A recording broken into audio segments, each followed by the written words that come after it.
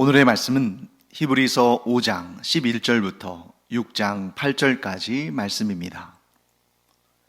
멜기세덱에 관하여는 우리가 할 말이 많으나 너희가 듣는 것이 둔함으로 설명하기 어려우니라. 때가 오래되었으므로 너희가 마땅히 선생이 되었을 터인데 너희가 다시 하나님의 말씀의 초보에 대하여 누구에게서 가르침을 받아야 할 처지이니 단단한 음식은 못 먹고 젖이나 먹어야 할 자가 되었도다. 이는 젖을 먹는 자마다 어린아이니 의의 말씀을 경험하지 못한 자요. 단단한 음식은 장성한 자의 것이니 그들은 지각을 사용함으로 연단을 받아 선악을 분별하는 자들이니라. 그러므로 우리가 그리스도의 도의 초보를 버리고 죽은 행실을 회개함과 하나님께 대한 신앙과 세례들과 안수와 죽은 자의 부활과 영원한 심판에 관한 교훈의 털을 다시 닦지 말고 완전한 대로 나아갈지니라. 하나님께서 허락하시면 우리가 이것을 하리라. 한번 빛을 받고 하늘의 은사를 맛보고 성령에 참여한 바 되고 하나님의 선한 말씀과 내세의 능력을 맛보고도 타락한 자들은 다시 새롭게 하여 회개하게 할 수 없나니 이는 그들이 하나님의 아들을 다시 십자가에 못 박아 드러내놓고 욕되게 함이라. 땅이 그 위에 자주 내리는 비를 흡수하여 밭가는 자들이 쓰기에 합당한 채소를 내면 하나님께 복을 받고 만일 가시와 엉겅퀴를 내면 버림을 당하고 저주함에 가까워 그 마지막은 불사름이 되리라. 네, 지금까지의 대략적인 내용은 예수 그리스도께서 우리의 큰 대제사장이시다. 그래서 예수님께서 우리와 하나님 사이를 연결하시는 그 중보의 사역을 이루셨다. 그런데 예수님은 사람, 곧 인간 대제사장들과는 다르시다. 왜냐하면 사람은 완전하지 못하기 때문에 비록 대제사장이라 할지라도 그의 사역이 온전하지를 못하는 거죠. 자기도 죄인이니까. 하지만 예수님은 아론의 반차, 곧 아론 계열의 제사장이 아니라 멜기세덱의 반차, 곧 멜기세덱이라는 그 시작도 알 수 없고 끝도 알 수 없는 영원한 존재의 그 반차를 따른 그 계열의 대제사장이기 때문에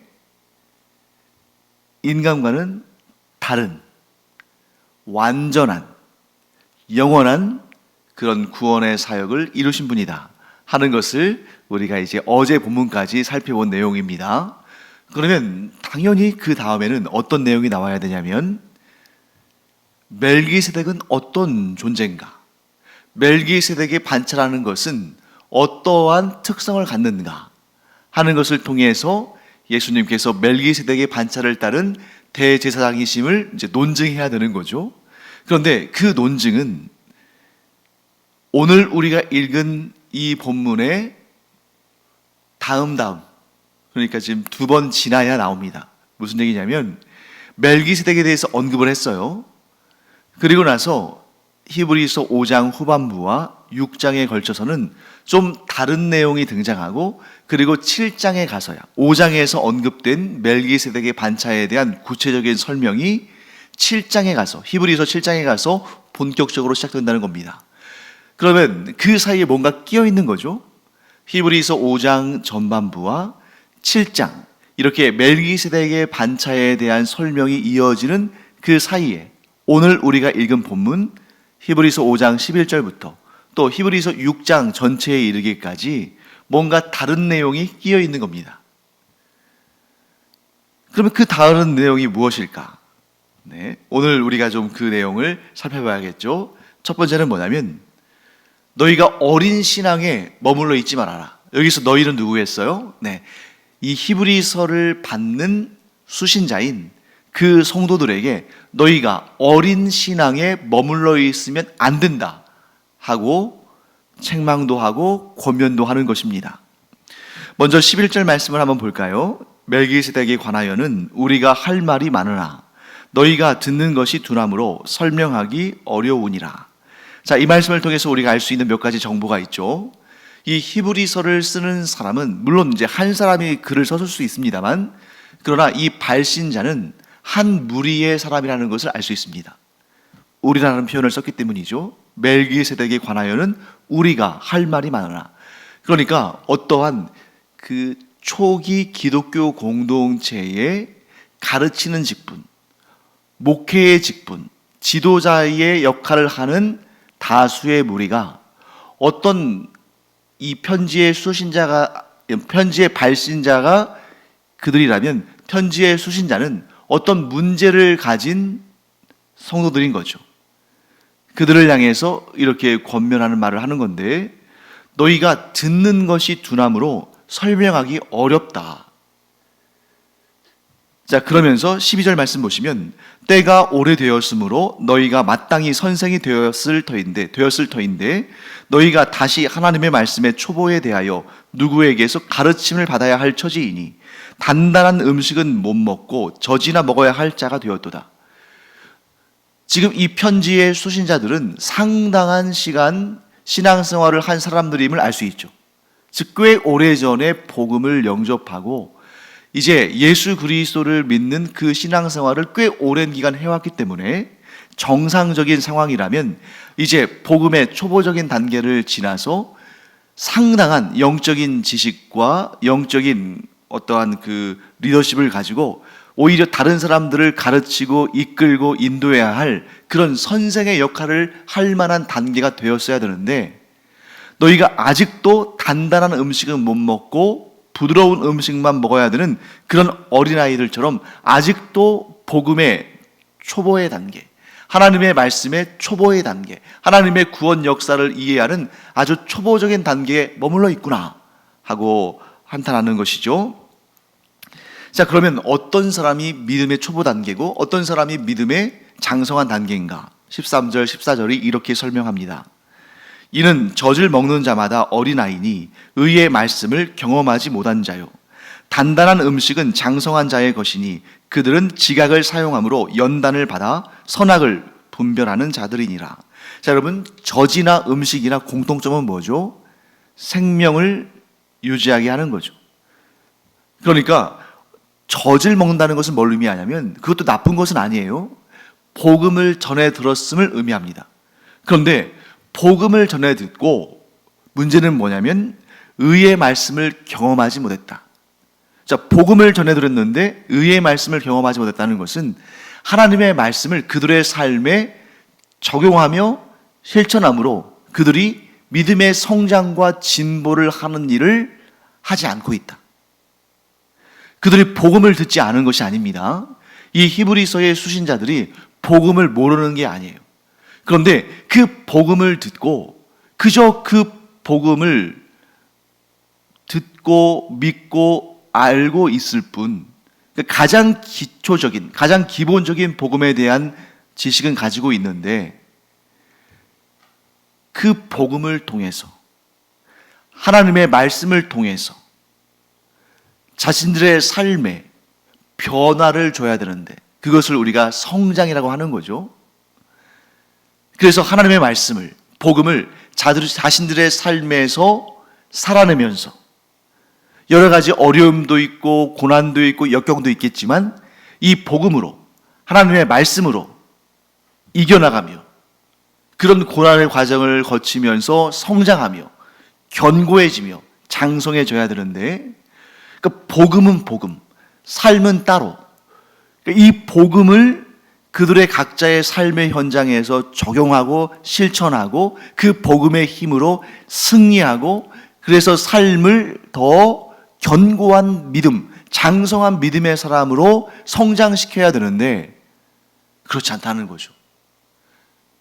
예를 들면 교회에 와서는 복음을 듣고 하나님의 말씀 들을 때 아멘 하고 반응하면서 누구보다 더 신앙적으로 경건하고 열정적인 것처럼 보이지만 정작 삶의 현장에서는 복음을 알지 못할 때처럼, 복음을 듣지 못할 때처럼 자신의 욕심과 이기적인 생각과 세상의 탐욕과 여러 가지 악하고 하나님께서 기뻐하지 않으시는 그러한 모습들을 그냥 원래 복음을 알기 전에, 복음을 듣기 전에 그 모습 그대로 살아가고 있는 그런 모습을 어린아이의 신앙이라고 말하는 것이죠.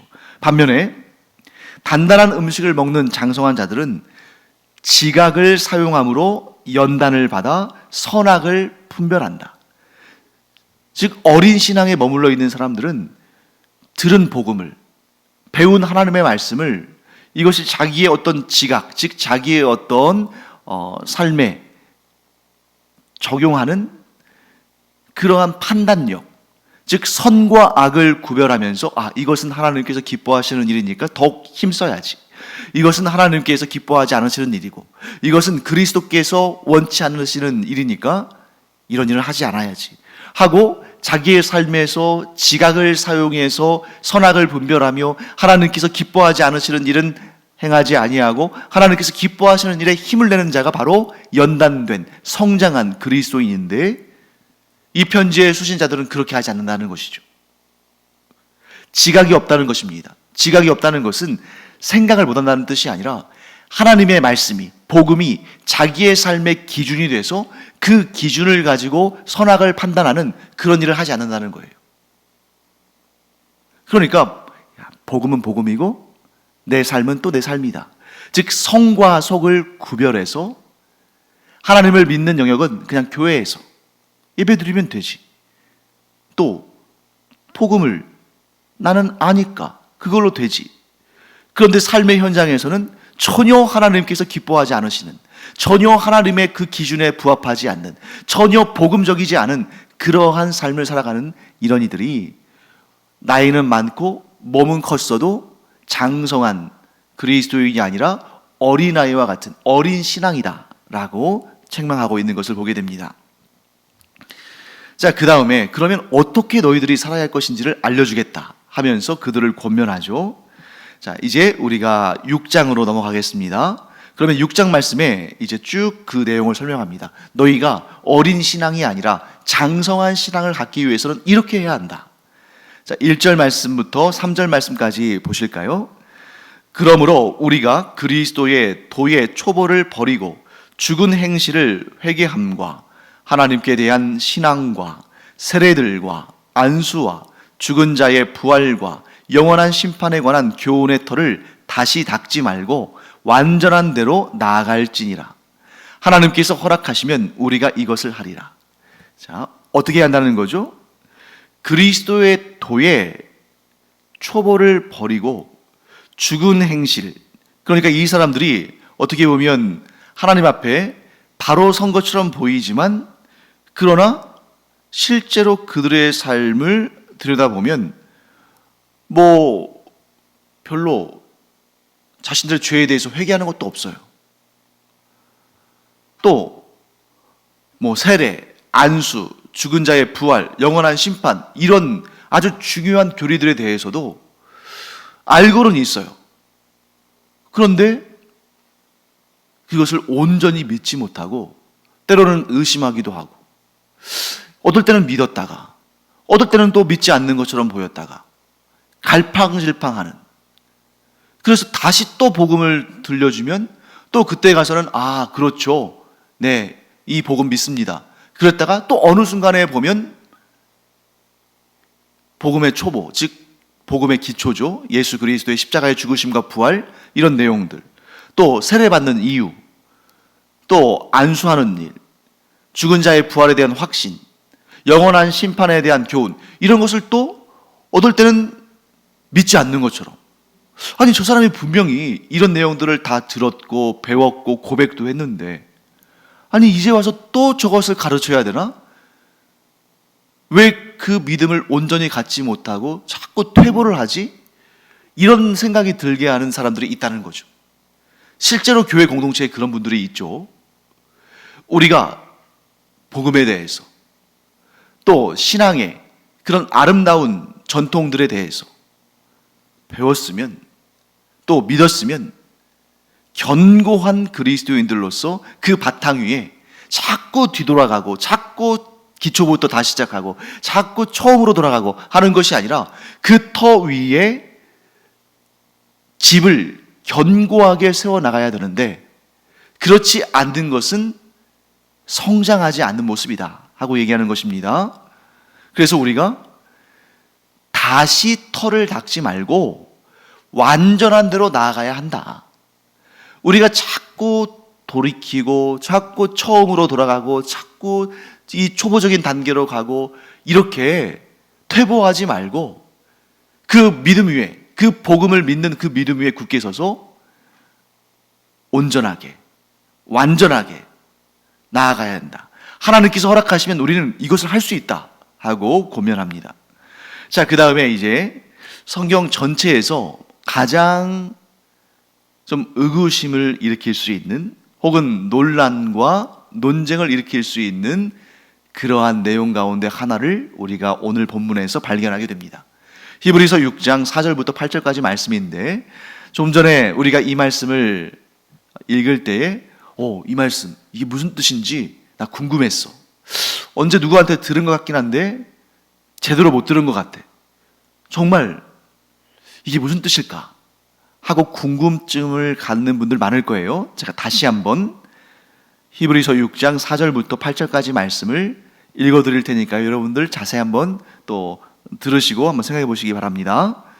한 번 빛을 받고 하늘의 은사를 맛보고 성령에 참여한 바 되고 하나님의 선한 말씀과 내세의 능력을 맛보고도 타락한 자들은 다시 새롭게 하여 회개하게 할 수 없나니 이는 그들이 하나님의 아들을 다시 십자가에 못 박아 드러내놓고 욕되게 함이라. 땅이 그 위에 자주 내리는 비를 흡수하여 밭가는 자들이 쓰기에 합당한 채소를 내면 하나님께 복을 받고 만일 가시와 엉겅퀴를 내면 버림을 당하고 저주함에 가까워 그 마지막은 불사람이 되리라. 여러분, 간단하게 이 내용을 한 문장으로 정리하면 이런 의문문이 나오겠죠. 구원을 얻은 자가 그 얻은 구원을 잃어버릴 수 있는가? 얻은 구원을 상실할 수 있는가? 분명히 구원을 얻었다고 믿는데 그 구원이 취소되거나 그 구원이 없어질 수 있는가? 여러분, 분명히 지금 4절부터 6절까지 말씀을 4절과 5절 말씀 보시면 한 번 빛을 받고, 빛을 받았다는 것이 상당히 모호한 표현일 수 있습니다만 우리 예수 그리스도를 빛으로 설명한 요한복음의 말씀 우리가 잘 알지 않습니까? 그러니까 예수 그리스도의 복음을 비추임을 받고 하늘의 은사를 맛보고 하나님께서 주시는 그런 은혜의 은사들을 말하는 거죠. 성령에 참여한 바가 되고 하나님의 선한 말씀과 내세의 능력을 맛보고, 여러분 누가 봐도 이러한 상태는 구원의 복음을 영접하고 구원받은 자의 모습이잖아요. 빛을 받고 하늘의 은사를 맛보고 성령에 참여한 바가 되고 하나님의 선한 말씀과 내세의 능력을 맛봤는데 이런 사람을 구원받지 못한 자다, 구원에 이르지 못한 자다, 구원의 은혜를 얻지 못한 자다, 이렇게 말할 수는 없죠. 그러니까 누가 봐도 아무리 이 본문이 어려워서 우리가 이런저런 생각을 한다 할지라도 이 4절과 5절에서 묘사하는 이 사람은 구원의 복음을 영접하고 구원받은 사람이라고 설명할 수 있습니다. 말할 수 있는 거죠. 그런데 뭐라고 되어 있냐면 6절이 지금 이제 문제죠. 그렇게 했지만, 그런 은혜를 누렸지만 타락한 자들은 다시 새롭게 하여 회개할 수 없나니 이는 그들이 하나님의 아들을 다시 십자가에 못 박아 드러내놓고 욕되게 함이라. 여러분, 이 말씀의 대상이 천사들이라면 아주 간단하게 해결될 문제입니다. 왜냐하면 천사들은 항상 하나님을 뵙는 존재죠. 빛이신 하나님, 빛이신 성자 하나님, 빛이신 성령을 늘 뵙는 존재가 천사입니다. 그래서 천사들은 하늘의 은사를 맛보고 성령에 참여한 바가 되고 하나님의 선한 말씀과 내세의 능력을 맛봤다. 누가 이것을 부인할 수 있겠어요? 그런데 그 천사들 가운데에 일부가 타락해서 하나님을 반역하고 그들이 다시는 회개할 수 없는 그러한 처지로 전락하고 결국 하나님의 진노의 심판을 기다리는 사탄과 그의 졸개들인 마귀들이 된 거죠. 그러니까 이 4절과 5절과 6절의 말씀의 대상을 천사들, 그 중에서도 타락한 천사들, 곧 사탄과 마귀들이라고 해석한다면, 그렇게 비유한다면, 그렇게 적용한다면 이 구절은 어려울 것 없이 그냥 자연스럽게 너무나도 편안하게 지나갈 수 있겠죠. 고개를 끄덕이며 이해하면 되는 일입니다.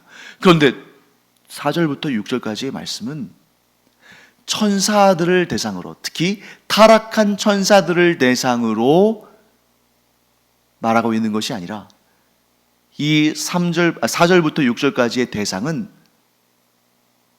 사람이라는 거죠. 그것도 복음을 전해 들었던, 구원의 은총을 경험했던, 하나님의 크신 은혜를 경험한 사람들에 대한 내용이라는 것이죠. 왜? 이 히브리서의 기자가 천사들에게 편지 쓴 거 아니잖아요. 사탄과 마귀들, 곧 타락한 천사들에게 편지 쓴 거 아닙니다. 사람들에게 편지 썼어요.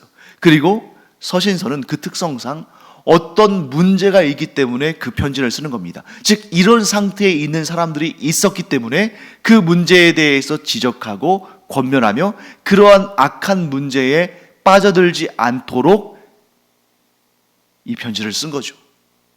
지금 이 편지를 받는 자들이 이런 위험성이 있으니까 거기에 대한 권면으로 이 글을 쓴 겁니다. 그렇기 때문에 여기서는 천사에 관해서 얘기하는 것이 아니라 사람에 관해서, 그리스도인의 공동체에 있는 그런 사람들에 관해서, 그런데 문제를 일으킨 사람들에 대해서 이 내용을 쓴 거죠. 자, 그러면 여기서 아주 어려운 신학적인 주제를 우리가 다루게 됩니다. 구원을 맛본 자가, 예수 그리스도를 믿음으로 복음을 영접함으로 구원을 받았던 자가 그 받은 구원, 그 얻은 구원을 상실할 수 있는가, 잃어버릴 수 있는가? 여기에서 어려움이 있는 거죠.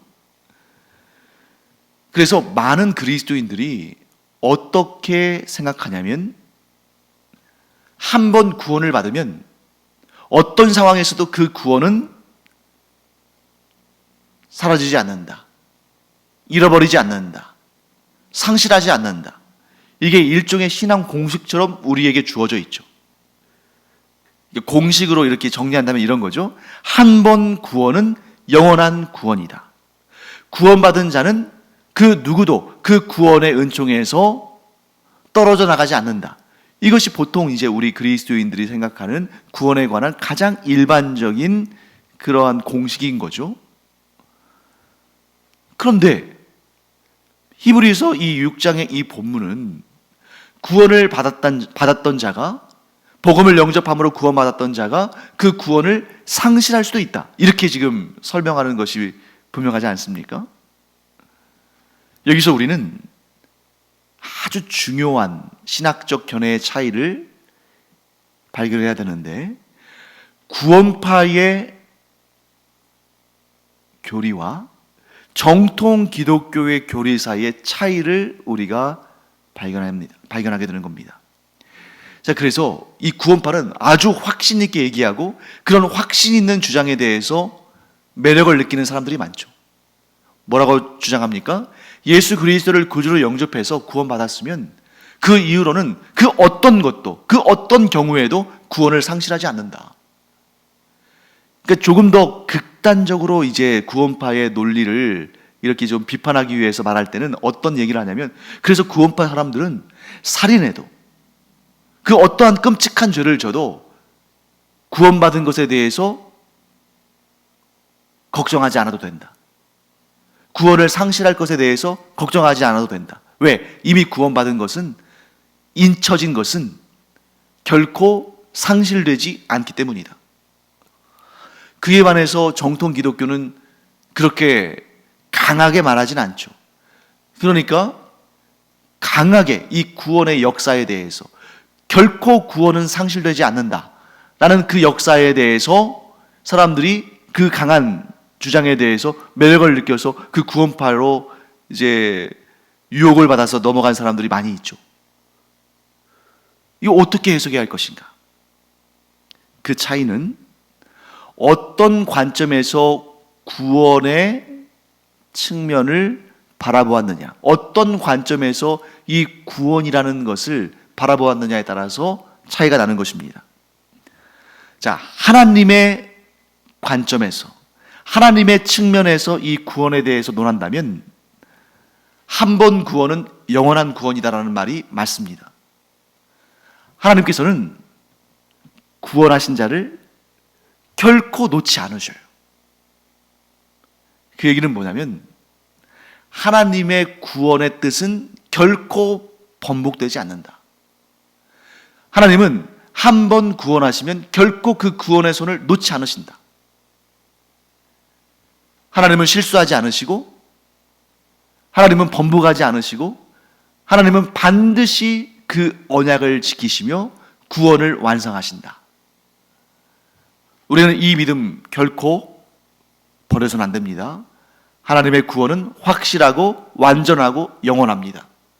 그런데 이 구원이라는 것을 사람의 관점에서 한번 볼 수 있어야 됩니다. 사람은 하나님이 아닙니다. 하나님은 하나님이시기 때문에 그 누구도 하나님의 구원을 무산시킬 수 없습니다. 파괴할 수 없습니다. 빼앗을 수 없습니다. 그런데 사람은 그렇지 않다는 거예요. 사람은 하나님이 아닙니다. 사람은 완전하지 않아요. 사람은 변할 수 있습니다. 그렇기 때문에 예수 그리스도를 구주로 영접했던 사람도 어떻게 변할지 우리 알 수 없는 겁니다. 정통 기독교에서 신앙생활 잘 하던 사람이 갑자기 어느 날 이단에 빠져서 그 이단 종파에 가서 거기서 신앙생활 한다고 막 그렇게 열심을 부릴 수 있어요. 그는 그곳에 구원이 있다고 생각합니다. 물론 그곳에 구원은 없죠. 그래서 많은 사람들이 혼란스러워합니다. 예수 그리스도를 믿고 구원받으면 하나님께서 그를 붙잡아 주셔서 결코 구원 밖으로 굴러 떨어지지 않도록 하나님께서 보호하시고 지켜주시는데 어쩌다가 저 사람이 그 이단에 가서 구원을 상실하고 저렇게 비참한 삶을 살고 있는가? 여러분, 우리 그리스도인은 기계가 아니에요. 한 번 복음을 듣고 믿고 응답했다면 그 다음부터는 절대로 다른 선택을 할 수 없는, 절대로 다른 생각을 할 수 없는, 절대로 다른 쪽으로 갈 수 없는, 그래서 완전히 프로그램이 어떻게 오직 하나님만 믿고 하나님만 섬기며 오직 복음에만 반응하며 오직 예수 그리스도만 따르는 그러한 기계적인 자로 새롭게 프로그램이 세팅되는 것이 아닙니다. 사람은 언제나 자기의 선택을 하는 존재예요. 그러다 보니까 어떤 경우에는 예수 그리스도를 구주로 영접하고 이 정통 기독교, 정통 교회에서 열심히 신앙생활을 하다가도 그 안에 있는 죄성으로 인해서, 그 안에 있는 욕심으로 인해서, 그 안에 있는 온전하지 못함으로 인해서, 그 가운데 사탄의 시험을 받아서, 악한 미혹을 받아서 복음이 아닌 거짓 복음, 이단의 가르침, 사탄의 미혹, 그것을 선택할 수 있다는 겁니다. 그것이 사람이라는 거죠. 그래서 사도 바울은 그리스도인들에게 이렇게 강조합니다. 너희의 구원을 이루라. 너희가 더 주의 복음을 굳게 붙들고 그 구원을 끝날까지 이루라. 여러분, 한 번 복음을 듣고 그 복음으로 인한 구원이 뜻대로 취소되거나 무산되거나 사라지지 않는 거라면 왜 사도들이 이렇게 서신서를 쓰면서 그 성도들의 믿음을 붙잡아 주려고, 그들이 그 구원받은 상태에서 떨어져 나가지 않도록 이렇게 애쓰면서 열심히 글도 쓰고 권면하고 직접 찾아가기도 하고 징계도 하면서 그렇게 사역을 했을까요? 복음을 한번 받아들여서 예수 그리스도를 한번 믿었으면 그로부터는 어떤 일을 해도, 어떤 상황 가운데서도, 어떤 경우에도 그 구원에서 굴러 떨어지지 않는다면, 그 구원에서 멀어지지 않는다면, 그 구원이 상실되지 않는다면 왜 이렇게 애를 쓰며 사역하겠냐 이겁니다. 그냥 복음만 전하면 되지. 근데 이미 복음이 전달되어진, 이미 복음이 전파되어진 그 믿음의 공동체에서 계속 문제가 생기니까 이렇게 지금 권면하고 목회적인 사역들을 이루고 있지 않습니까? 만일 한 번 복음을 영접하면 그것으로 끝이다. 그러면 교회는 필요하지 않아요. 목회자들도 필요가 없습니다. 성경도 이렇게 우리가 막 묵상하며 배우며 그 말씀들을 실천하려고 노력하지 않아도 돼요. 그냥 복음 듣고 거기에서 그 복음에 대해서 나 믿습니다, 오케이 하면 그걸로 다 구원이 완성되고 더 이상 그 어떤 번복도 없다면 우리가 이렇게 신앙생활 열심히 할 필요도 없습니다. 열심히 배우고 묵상하고 적용하고 또 때로는 회개하고 돌이키고 권면하고 그럴 필요 없다는 거죠. 그런데 구원은 그렇게 기계적으로 이루어지는 것이 아니고 우리는 이 땅을 떠나 천국을 가는 그날까지 우리가 얻은 구원을 잃지 않으려고 애쓰고 노력하고 힘써야 한다는 거죠. 왜? 우리도 언제든지 미혹을 받아서 복음을 떠날 수 있으니까. 하나님은 우리에 대한 구원의 은총을 결코 거두지 않으십니다.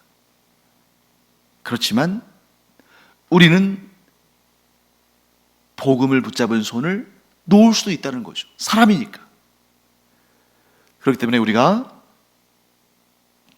구원에서, 그 구원의 은총에서 떨어져 나가지 않도록, 얻은 구원을 상실하지 않도록 우리는 날마다 우리 자신을 돌아보고 지키고 때로는 회개하고 더욱더 성령님을 의지하고 더욱더 주님의 말씀 위에 굳게 서서 내 자신을 지켜야 되는 것이죠. 그래서 주님께서 부르시는 그날까지 우리는 우리의 구원을 이루어가는 자들이다. 사실을 꼭 알아두기를 바랍니다. 기도하겠습니다. 하나님, 주님의 은혜를 감사드립니다. 하나님은 그 구원의 은총을 거두지 않으시는 분이신데 사람은 하나님이 아니기 때문에 이렇게 미혹을 받아서 복음을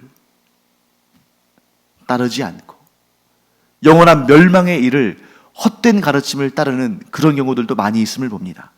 하나님, 간절히 바라옵기는 우리 모든 성도들 주님께서 부르시는 그날까지 이 땅에서 복음에서 떠나지 아니하고 주님의 손을 굳게 붙들고 성령의 인도하심에 순종함으로 이 구원을 끝까지 이루며 완성하는 저희들 되게 하여 주시옵소서. 감사드리며 예수님의 이름으로 축복하며 기도합니다. 아멘. 기도하는 시간입니다. 우리는 내가 끝까지 내가 얻은 구원을 지킬 수 있다, 이런 교만한 생각 가지면 안 되고, 우리도 얼마든지 미혹을 받을 수 있으니까 우리가 항상 하나님의 선하신 인도하심과 예수 그리스도의 그 구원의 은총을 끝까지 지켜낼 수 있는 그러한 믿음을 지키도록 성령님의 도우심을 구하는 우리가 되어야 됩니다. 그래서 이 시간도 우리 기도할 때에 성령의 도우심을 구하며 하나님의 은총을 구하며 믿음 생활 끝까지 완수하는 그런 우리가 되기를 바랍니다. 기도하겠습니다.